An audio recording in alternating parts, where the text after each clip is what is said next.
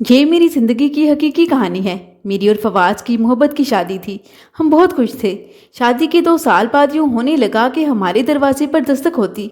कोई मेरे शोहर को कुछ दे जाता जिससे वो मुझसे छुपा कर कमरे में ले जाते और बहुत परेशान बाहर निकलते, मगर मुझे कुछ ना बताते। मैं हैरान थी कि आखिर वो ऐसा क्यों करते हैं। एक रोज़ घर की सफाई करते हुए मुझे एक डिब्बा मिला। जब मैंने उसके अंदर देखा तो मेरे होश उड़ गए, क्योंकि ये कहानी हकीकत पर मबनी है और जिन खातून की हकीकी ज़िंदगी से ताल्लुक़ रखती है, मैं उन्हीं की ज़ुबानी बयान कर रही हूँ। कहानी शुरू करते हैं। मैं उन दिनों 3rd ईयर में थी जब मेरे लिए अब्बू के एक दोस्त के बेटे का रिश्ता आया। दरअसल फवाज मेरे भाई की शादी पे अपने वालिद के साथ आए थे। उसने वहाँ मुझे देखकर पसंद कर लिया और फिर अपने वालिद से रिश्ते की बात की। वो उन दिनों इंजीनियरिंग कर रहे थे और यूं भी उसके वालिद से मेरे अब्बू की अच्छी सलाम दुआ थी। मेरे अब्बू ने भी कोई इतराज़ न किया और इस रिश्ते को कबूल कर लिया। यूं हमारी मंगनी कर दी गई। मंगनी के बाद तो जैसे मैं भी उससे मोहब्बत करने लगी थी। हम दोनों ही एक दूसरे के जज्बात से बाखबर थे। यूं कभी कभार एक दूसरे से राब्ता भी कर लेते थे। वक्त गुजरता रहा और 6 साल तक हमारी मंगनी रही, मगर फिर हालात ऐसे हो गए कि हमारे घर वाले शादी के फ़र्ज से अहदाए बरा ना हो सके। मेरे घर वाले तो मंगनी के 2 साल बाद ही मेरी शादी के पीछे पड़े थे, मगर फवाज के घर वालों की तरफ से मामलात ठीक ना रहे थे। उसकी एक वजह यह भी थी कि जिस साल मेरी फवाज से शादी की बात तय थी, उसके वालिद बीमार पड़ गए और फिर शादी का मामला अल्तवा में पड़ गया। गुर्दे नकारा होने की वजह से उनकी बीमारी लंबी होती गई और तमाम पैसा उनके इलाज पर लग गया। अब उनके बिस्तर पर पड़ने के सबब बिजनेस भी ठप हो गया। उन दिनों फवाज इंजीनियरिंग के आखिरी साल में थे। जब उन्होंने तालीम मुकम्मल कर ली तो मुलाजमत की तलाश शुरू कर दी ताकि घर के माली हालात को सहारा दे सकें, क्योंकि वही सबसे बड़े थे। यूँ कुछ तगो दो के बाद उन्हें मुलाजमत मिल गई। बताती चलूँ कि फवाज की वालिदा सौतेली थी। उनकी सगी वालिदा अरसा दराज वफात पा चुकी थी। उनके बाकी बहन भाई वालिद की दूसरी शादी में से थे और ज़्यादा बड़े नहीं थे। घर के हालात अब काफ़ी कठिन हो चुके थे। सिर्फ फवाज की तनख्वाह पे गुजारा चल रहा था। इधर मैं महसूस करती थी कि फवाज की सौतेली वालिदा मुझसे कुछ खार खाती हैं, जैसे मैं उनको पसंद ना हूँ। और फिर यूँ हुआ कि न जाने उनके दिल में ये ख्याल समा गया कि क्यों ना अपनी भांजी से फवाज की शादी करवा दूँ। लड़का इंजीनियर है, आगे मुस्तकबिल शानदार है। जब भांजी बहू बनकर घर में आ जाएगी तो उसकी भी 5 उंगलियां घी में रहेंगी। वो मेरी खिदमत भी करेगी। यूँ उस खातून ने अपने शोहर के कान खाने शुरू कर दिए कि फवाज की शादी मेरी भांजी से कर दो। इधर मेरे वालिदैन भी मंगनी के बाद 6 साल से इंतज़ार की अजियत सह रहे थे। वल आखिर उन्होंने फवाज के वालिद से मुतालबा शुरू कर दिया कि अब तो आपका बेटा काफ़ी देर से बरसरे रोज़गार हो चुका है। हम भी बेटी के फ़र्ज से सबकदोश होना चाहते हैं, इसलिए जल्द शादी की तारीख रख लेते हैं। आखिर अब कब तक इंतज़ार करें। हमारी बेटी की शादी की उम्र निकली जा रही है।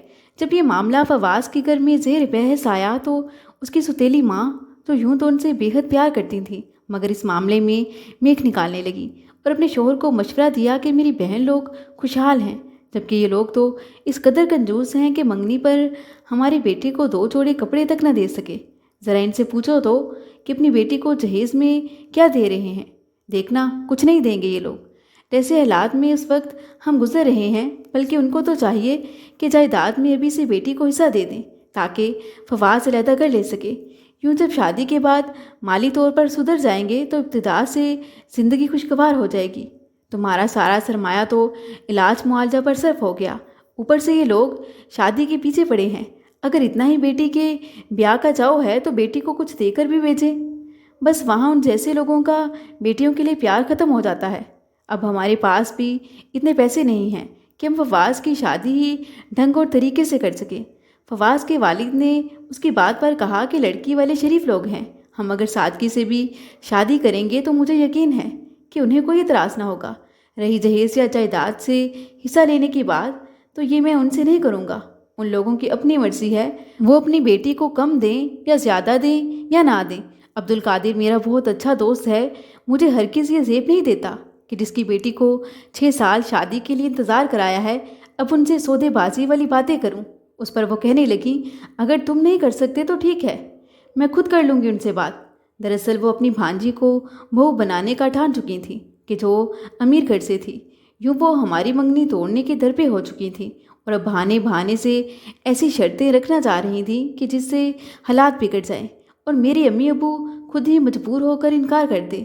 پھر انہوں نے ایسا ہی کیا اور الٹی سیدھی شرطیں بتا کر میرے امی ابو کو بدظن کر دیا۔ انہوں نے بھی یہ سب سن کر کہہ دیا کہ اب ہم فواز سے اپنی بیٹی کی شادی ہرگز نہیں کریں گے۔ آپ لوگ اس رشتہ کو ختم سمجھیے۔ آپ کو جہاں سے قیمتی جہیز، جائیداد اور مال و متاع ملتا ہے اس گھر سے کسی کو بہو بنا کر لے آئیں۔ انکل کو ازحد قلق ہوا، مگر ان کی بیگم تو اپنی کامیابی پر پھولی نہ سماتی تھیں۔ ہر کسی سے کہتی تھیں کہ لڑکی والوں نے خود انکار کیا ہے۔ بلی کے باغوں چھینکا ٹوٹا تو خاتون کے میکے والے بگلے بجانے لگے۔ ان سب کی مراد بھر آئی تھی۔ فواز البتہ بہت دکھی تھے، وہ ماں کو بھی سمجھاتے تھے، اور ادھر میری تو نہ پوچھئے کہ کیا حالت تھی، جیتی تھی اور نہ مرتی تھی۔ جس شخص کے ساتھ اتنے برسوں منگنی کے بندھن میں بندھی رہی، اس کے لیے اب دل میں محبت کا گہرا سمندر بن چکا تھا۔ میں دل کے اس خوبصورت رشتے کو بھلا کیسے بھلا سکتی تھی؟ نہ تو والدین سے کچھ کہہ سکتی تھی اور نہ فواز یا اس کے والدین سے۔ ادھر فواز کی سوتیلی ماں نے اپنے شوہر کو کسی طرح منا لیا اور پھر بھانجی کو بہو بنا کر لانے کی تیاریاں کرنے میں مصروف ہوگی۔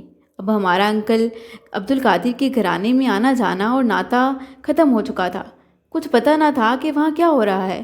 میرے والد صاحب نے تو غصے اور بے عزتی میں وہ شہر ہی چھوڑ دیا اور دوسرے شہر میں گھر خرید کر شفٹ ہو گئے۔ ظاہر سی بات ہے کہ اب ہماری بھی بے عزتی تھی کہ 6 سال منگنی رہی تھی۔ اب یہاں کہیں بھی رشتہ جوڑتے تو لوگ 100 طرح کے سوال کرتے کہ آخر اتنے عرصے کے بعد لڑکی کی منگنی کیوں ٹوٹ گئی اور کیا وجہ بنی۔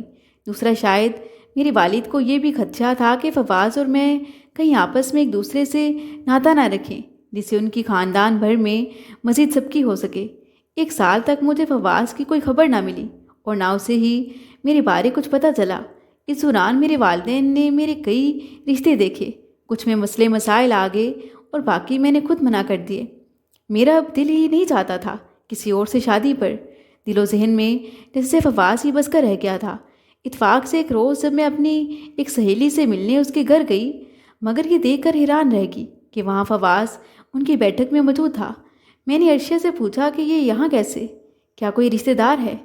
تبھی اس نے بتایا کہ یہ میرے بھائی کا کولیگ ہے، تو ماہ پہلے ہی میرے بھائی نے اس کمپنی میں جاب شروع کی ہے، ان سے کسی کام کے سلسلے میں ملنے آیا ہے۔ ہم تو جیسے پہلے ہی ایک دوسرے کی دید کو ترس رہے تھے۔ میں اب دل کے ہاتھوں مجبور ہو کر کافی دیر وہاں رکی رہی اور دوسری طرف فواز کا بھی کچھ ایسا ہی حال تھا۔ پھر اس نے موقع ملتے ہی مجھے اپنا فون نمبر لکھ کر دیا اور کہا کہ مجھے فون کرنا۔ اس روز میں خوشی خوشی گھر آئی۔ گھر آ کر جب موقع ملا اسے فون کیا، وہ بھی جیسے میرے ہی فون کا منتظر تھا۔ ہم نے ڈھیروں باتیں کیں، اپنے اپنے دلوں کو ایک دوسرے کے سامنے کھول کر رکھ دیا۔ اس نے بتایا کہ اس کا بھی میرے علاوہ کسی سے شادی کرنے کو دل نہیں چاہا، شاید اس لیے کہ میرا ساتھ تمہارے ساتھ ہی لکھا گیا تھا۔ پھر اس کے بعد یہ ہمارا معمول بن گیا کہ جب میرے گھر والے سو جاتے، ہم رات گئے ٹیلی فون پر باتیں کرتے۔ ہمارے پرانے درد جیسے جاگ اٹھے تھے۔ انہی دنوں میرے لیے ایک بہت اچھے گھر کا رشتہ آیا۔ میرے والدین بہت خوش تھے اور وہ اس رشتے کو کسی صورت گنوانا نہیں چاہتے تھے، مگر میں کیسے مانتی؟ البتہ میں نے انہیں فواز سے رابطے کے بارے میں نہیں بتایا تھا۔ وہ اب مسلسل مجھ پر دباؤ ڈال رہے تھے کہ میں شادی پر رضامند ہو جاؤں۔ یہ بات جب میں نے فواز کو بتائی تو وہ بھی بے چین ہو گئے۔ پھر بضد ہوئے کہ ہم کورٹ میرج کر لیں، کیونکہ جو کچھ ہماری فیملی اب بھی نہ تو میرے گھر والے مانیں گے اور نہ تمہارے، یوں ہمیں اس چکی میں پس کر عمر بھر جدا رہنا پڑے گا۔ یہ سن کر بھی میں پریشان ہوگی۔ میں نے کہا، فواز ایسا بھی نہیں ہو سکتا ہے، میرے والدین پر تو قیامت گزر جائے گی، جبکہ ان کا کوئی قصور بھی نہیں ہے۔ اس پر اس نے جواب دیا کہ میرا اور تمہارا بھی تو کوئی قصور نہیں ہے۔ دیکھو، میں تمہیں کسی صورت کھونا نہیں چاہتا۔ ہمارا اٹھایا گیا ایک قدم ہمیں ہمیشہ کے لیے ایک ساتھ کر دے گا اور نہ اٹھایا گیا قدم ہمیشہ کے لیے جدا۔ میں تو تمہارے علاوہ کسی کو یہ جگہ نہیں دے پاؤں گا۔ بتاؤ، کیا تم کر پاؤ گی میرے علاوہ کسی اور سے شادی؟ تم پڑھی لکھی ہو، اب وہ پرانا زمانہ نہیں ہے۔ جب ہم شادی کر لیں گے تو کچھ عرصہ ضرور ہمارے والدین خفا رہیں گے، بالآخر وہ مان ہی جائیں گے۔ میں نے بہت سے ایسے کیس دیکھے ہیں۔ اگر تم نے بے وقوفوں کی طرح گونگی گائے بن کر بے مرضی کے سر ہلا دیا تو یاد رکھنا، نہ عمر بھر میرے بغیر تمہیں چین ملے گا اور نہ ہی میں جی پاؤں گا۔ ذرا ہمت سے کام لو، میں تم سے کوئی چیز کوئی مادی فائدہ نہیں مانگ رہا، میں تو صرف تم سے تمہیں کو مانگ رہا ہوں۔ یوں اس نے مجھے کافی سمجھایا اور بالآخر قائل کر لیا۔ میں اس کے ساتھ کورٹ میرج پر تیار ہوگی۔ اس طرح ہم دونوں نے ایک روز اپنے اپنے والدین سے چھپ کر اور ان کی مرضی کے بغیر نکاح کر لیا۔ نکاح کے بعد میں نے اپنی والدہ کو فون پر اطلاع کی کہ میں نے فواز سے نکاح کر لیا ہے۔ یہ سن کر وہ مجھے لان تان کرنے لگی۔ ان کا برا حال تھا، دکھ تو ہوا، لیکن اب کیا کر سکتی تھی، اپنے دل کے ہاتھوں مجبور تھی۔ میں والدین کے گھر جانے کے بجائے فواز کے ساتھ اس کے دوست کے گھر چلی گئی۔ 3 دن کے اندر اندر فواز نے کرائے کا مکان ڈھونڈ لیا اور ہم اس میں ساری دنیا سے الگ تھلگ سکون سے رہنے لگے۔ وہ فی الحال صبح ناشتہ کر کے آفس چلے جاتے، 3 بجے واپس آتے، پھر رات 8 بجے تک میرے ساتھ رہتے اور رات کا کھانا کھا کر اپنے والدین کے گھر چلے جاتے۔ ان کا کہنا تھا کہ ابھی ان کے والدین کو اس نکاح کی خبر نہیں ہونی چاہیے، ورنہ وہ یہاں پہنچ جائیں گے اور ہمیں جدا کرنے کے در پہ ہو جائیں گے۔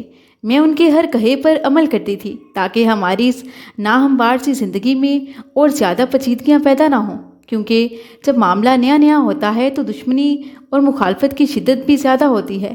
میں ہر رات شوہر کے بغیر تنہا گزارتی، پھر بھی خوش تھی کہ جس کو چاہا وہی میرا جیون ساتھی ہے۔ مجھے ان پر اور ان کو مجھ پر بھروسہ تھا، تبھی میں نے بھی حالات سے سمجھوتا کرنے کی ٹھان لی۔ وہ مجھے بے حد چاہتے اور خیال رکھتے تھے۔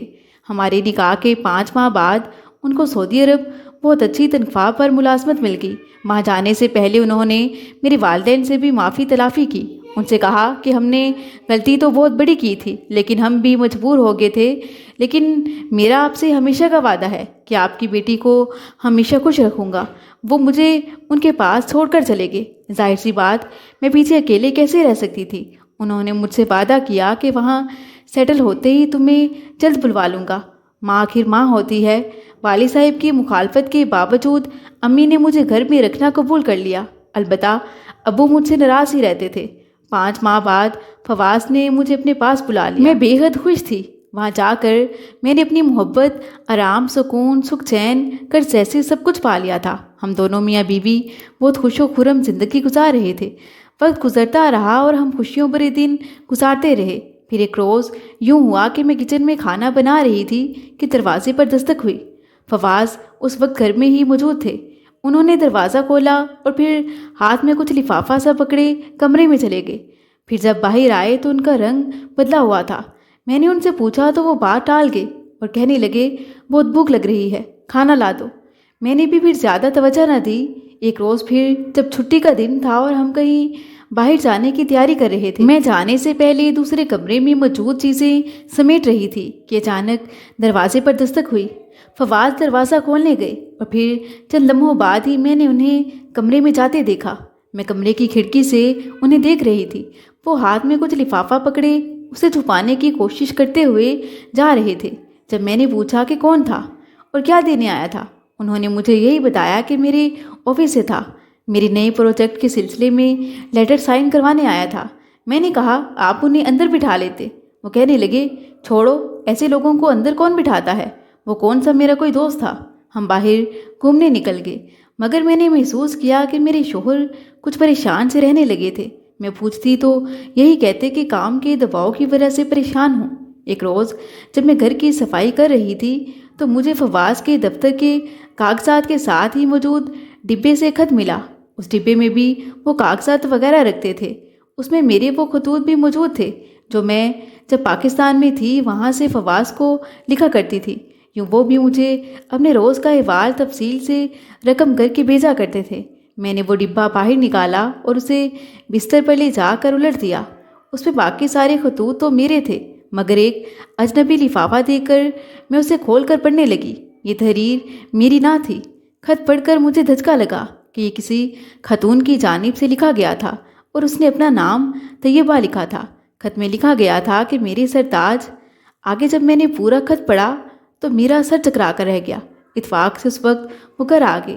بیرونی دروازے کی چابی ان کے پاس موجود ہوتی تھی، یہ ان کے آنے کا مجھے علم نہ ہو سکا۔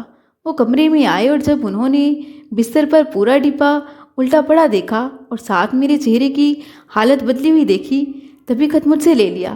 پھر اس میں سے چند حروف ہی پڑھ کر کہنے لگے کہ میرے دوست کا خط ہے، تو اس کی بیوی نے اسے پاکستان سے لکھا تھا۔ لیکن میں وقت پر اس تک نہ پہنچا سکا۔ میں ان کی بات پر کیسے یقین کرتی، کیونکہ خط میں تو فواز کے بہن اور بھائی کا نام بھی لکھا تھا اور میں اپنے شوہر کے گھر والوں کے ناموں سے واقف تھی۔ میں نے شوہر سے کہا، مجھے سب کچھ سچ سچ بتا دو کہ سرتاج کہہ کر آپ کو آخر کس نے مخاطب کیا ہے؟ یہ خط تو تمہارے گھر سے آیا ہے، اور اس میں جس بچی کا ذکر ہے وہ کون ہے آخر؟ اب ان سے کوئی جواب بننا پڑا اور وہ خاموش رہے۔ تبھی میں بے تحاشا رونے لگی۔ مجھے روتا دیکھ کر وہ بھی رونے لگے اور اپنی مرحوم ماں کی قسم اٹھا کر کہنے لگے کہ مجھ پر ظلم ہوا ہے، یہ سب میری سوتیلی ماں کا کیا درا ہے۔ ان دنوں میرے والد صاحب شدید مالی پریشانی کا شکار تھے، کیوں وہ بھی ان کے کہنے میں آ گئے۔ بیوی کی بھانجی کو بہو بنا لیا کہ جس کے ماں باپ بہت امیر تھے، اور انہوں نے یہ دیکھ کر رشتہ کیا کہ میں خاندان میں واحد پڑھا لکھا لڑکا تھا۔ انہوں نے بیٹی کو جہیز میں کافی کچھ دیا۔ یہی میری سوتیلی ماں چاہتی تھیں، لیکن بعد میں میرے والد صاحب بھی بہت پچھتا رہے ہیں۔ خالو نے ان کو بزنس میں تو سنبھلا دیا، لیکن لڑکی مجھ سے عمر میں کافی بڑی ہے۔ جب میں نے انکار کرنا چاہا تو ابو مجھ سے خفا ہو گئے۔ اسی سال خالو ان کو حج پر لے جا رہے تھے۔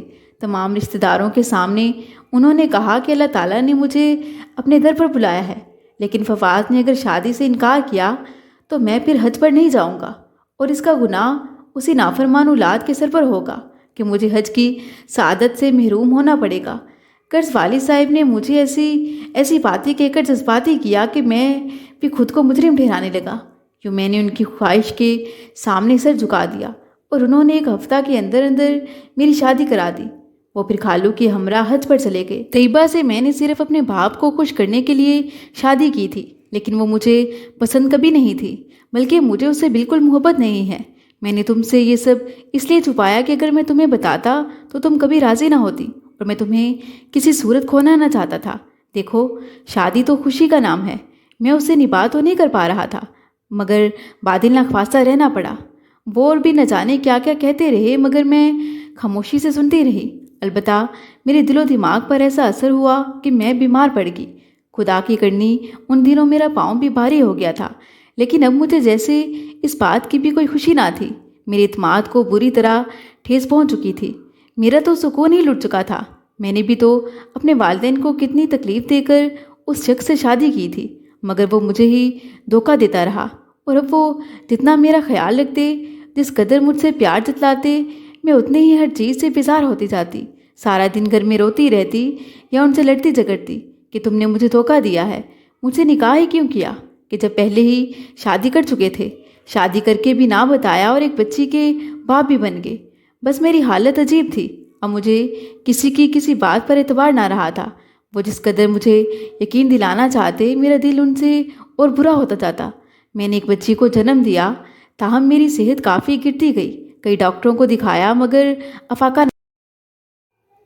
ان دنوں ایک تو بچی کو میں سنبھال نہ پاتی، دوسرا میں خود کی صحت کی وجہ سے کافی پریشان تھی۔ ہم ہر جمعہ کو حرم شریف جاتے تھے، وہاں جا کر مجھے کافی سکون ملتا۔ فواز مجھ سے کہتے تھے کہ تم حرم شریف میں مجھے جو چاہو قسم لے لو، وہاں تو میں جھوٹ سے کام نہ لوں گا، مگر میں نے ایسا کچھ نہ کیا۔ میں نے ان سے یہ وعدہ ضرور لیا کہ وہ اب کبھی پہلی بیوی سے نہیں ملیں گے، جسے انہوں نے قبول بھی کر لیا۔ میں نے ان کی طرف سے سوتن کو ایک خط بھی لکھوا دیا۔ میں ان سے بے انتہا محبت کرتی تھی۔ ایک رات جب میں عمرے سے واپس آئی تو رات کو طبیعت خراب ہوگی۔ بچی الگ سے رو رو کر ہلکان تھی۔ فواز نے کسی طرح اسے سنبھالا، مگر میرے آنسو نہ تھمتے تھے۔ یوں ہی میں روتے روتے سو گئی۔ خدا کی کرنی کی اس رات میں نے ایک عورت کو خواب میں دیکھا جو کافی پریشان تھی اور اپنے شوہر کی جدائی میں رو رہی تھی، جبکہ اس نے گود میں میری بچی کو اٹھایا ہوا تھا۔ صبح اٹھی تو رات والا خواب یاد آیا۔ میرا دل کافی پریشان تھا۔ کافی دیر اسی بارے سوچتی رہی، پھر دل میں خیال آیا کہ وہ عورت جو رات خواب میں مجھے روتی دکھائی دی، کہیں اللہ کی طرف سے میرے لیے، میری سوتن کے لیے ہمدردی کی طرف اشارہ تو نہیں، کیونکہ ایک طرح سے شوہر کی جدائی میں تو وہ جی رہی تھی، وہ بھی تو آخر فواز کی بیوی تھی اور اس کی بیٹی کی ماں بھی تھی۔ نہ جانے اس کے دل پر بھی کیا بیتی ہوگی، اور حیرت کی اس عورت نے میری بچی کو اٹھا رکھا تھا۔ سوچنے لگی یہ کس بات کا مجھے اشارہ ملا ہے۔ غور کیا تو سمجھ میں یہی آیا کہ میں اس سے ایسا سلوک نہ کروں۔ یہی سوچا کہ ہو سکتا ہے ایسا کرنے سے اللہ مجھے شفا اور دل کو سکون دے دے۔ آخر کو طیبہ بھی تو انسان ہے، میں اسے یوں دکھی نہ کروں اور نہ خود کو تکلیف دوں۔ बल्कि हकीकत जो वाक़या हो चुकी है उसको कबूल कर लूँ, यानी ना उसको बर्बाद करूँ और ना खुद को तकलीफ़ में रखूँ। मैंने अपने शौहर को ख्वाब सुनाकर कहा, मैं चाहती हूँ कि तैयबा को सज़ा ना मिले। वो तुम्हारी बीवी और तुम्हारी बच्ची की माँ है। बेहतर है उसको मैं यहाँ बुलवा लूँ। मैं उसके साथ बहनों की तरह रहूँगी। वो मेरी बात सुनकर हैरान होते हुए कहने लगे, पागल होगी हो? मैंने कहा, मैं सच कह रही हूँ। वो कहने लगे, क्या पागल होगी हो? मैंने कहा, मैं सच कह रही हूँ। वो कहने लगे, चलो अगर तुम सच कह भी रही हो तो उसको तुम्हारे साथ मैं किसी कीमत पर नहीं रखूँगा। मैं तो तुम्हें तकलीफ़ में देखकर सोचता हूँ कि उसे तलाक ही दे दूँ, लेकिन अपनी बच्ची के बारे सोच में पड़ जाता हूँ। उसे तलाक देकर बच्ची कैसे उसे लेकर अपने पास रखूँ? न जाने मेरी बच्ची का कल को क्या हाल हो। बल्कि इस बारे तुम ही मुझे मशवरा दो कि मैं उसे तलाक देकर कैसे बेटी उसे हासिल कर सकता हूँ। मैं खुद बच्चे की माँ थी, अपने शोहर को ऐसा जालमाना मशवरा कैसे दे सकती थी? मैंने फवाज को इस अमर से बास रहने को कहा, ताहम मेरे दिल को दुख ने जैसे जकड़ ही लिया था। मेरी सेहत गिरती ही जा रही थी। फवाज मुझसे कहने लगे, तुम कुछ दिनों के लिए पाकिस्तान अपनी अम्मी के पास चली जाओ, शायद वहाँ रहने से तुम्हारी हालत संभल जाए। मैं भी उन दिनों माँ के प्यार को तरस रही थी। राज़ी हो गई। इसरार करके मैंने फवाज के साथ जाकर अपनी सोतन और बच्ची के लिए कुछ कपड़े खरीद लिए। वतन पहुंचकर चंद रोज़ बाद मैं फवाज के घर उसकी बीवी और बच्ची से मिलने गई। कपड़े और अपनी तरफ से एक कीमती घड़ी उसे दी और बताया कि मैं तुम्हारे शोहर के दोस्त की बीवी हूँ। उन्होंने ये चीज़ें तुम्हारे लिए सऊदीया से भेजी हैं। वो औरत काफ़ी बाइखलाक और शक्लो सूरत से भी अच्छी थी, मगर काफ़ी आज़रदा नज़र आती थी। मैंने बातों बातों में पूछा कि तुम शोहर से जुदा यहाँ कैसे रहती हो? वो आगे से खामोश रही। मैंने कुछ देर हमदर्दी और मोहब्बत से बातें की तो उसने अपने दिल का हाल मुझे बता दिया कि मेरी शादी मेरी वालिदा ने फवाद से करवा दी, जबकि मैं अपने चचा ज़ाद को पसंद करती थी। ये कोई अनोखी बात नहीं थी, क्योंकि बहुत सी लड़कियां शादी से पहले किसी को अपना आइडियल बना लिया करती हैं, मगर इसका मतलब बदफितरत या बदचलनी नहीं होता। दिल में सिर्फ पसंदीदगी के जज्बात का होना मामूली बात है। मैंने भी सिर्फ पसंद की हद तक अपने चचा ज़ाद के बारे सोचा था। उससे आगे कोई ऐसी बात हम दोनों में ना हुई थी जो काबिल एतराज़ होती। ये तो किस्मत की बात है कि इंसान किसी को पसंद करता है, शादी उससे नहीं होती किसी और से हो जाती है। वो लोग मेरा रिश्ता भी मांग रहे थे, मगर वालिदा ना मानी, क्योंकि उनकी चच्ची से नहीं बनती थी। उन्होंने मुझे अपनी बहन के बेटे से ब्याह दिया, जबकि मैं तो फवाज को ज़्यादा जानती ना थी कि वो मेरी खाला का सौतेला बेटा था।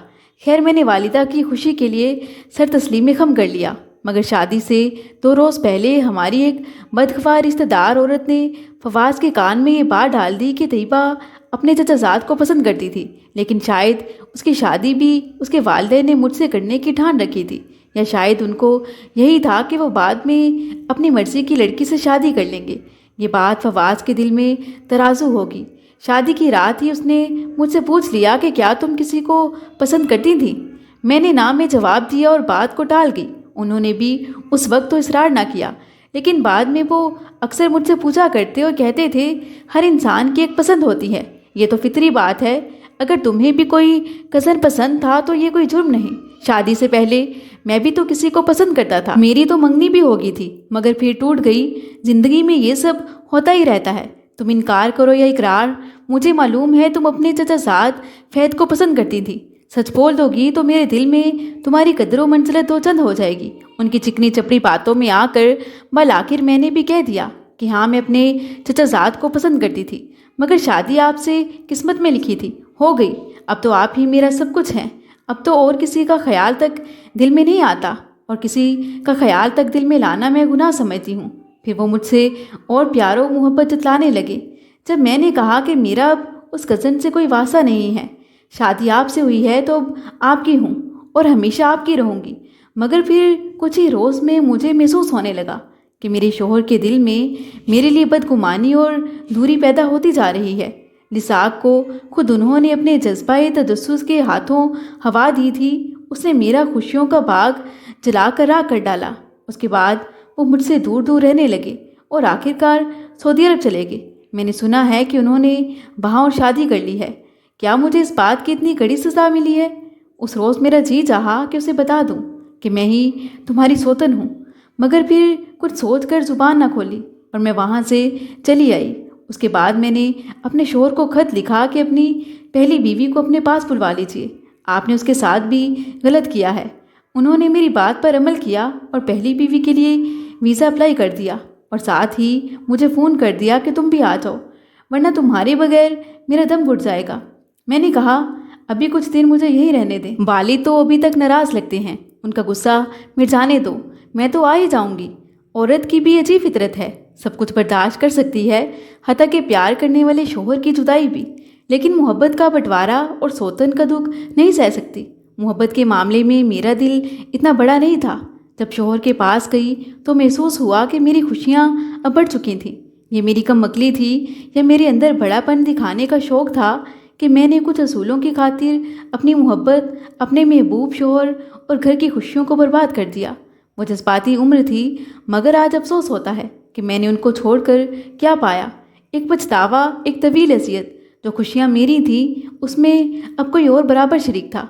दूर की बात और थी, मगर अब ये करीब होने के बावजूद शिरकतदारी मुझसे बर्दाश्त न होती थी। उफ, मैं भी कितनी नादान थी। आज मेरी झोली में सिवाय तासुफ के कुछ नहीं। तैयबा की किस्मत में एक भरपूर अज़दवाजी ज़िंदगी थी। उसका मेका मजबूत था, जबकि मैं तो सब कुछ खो चुकी थी। मज़ीद दिलचस्प सच्ची कहानियों के लिए चैनल को सब्सक्राइब करें।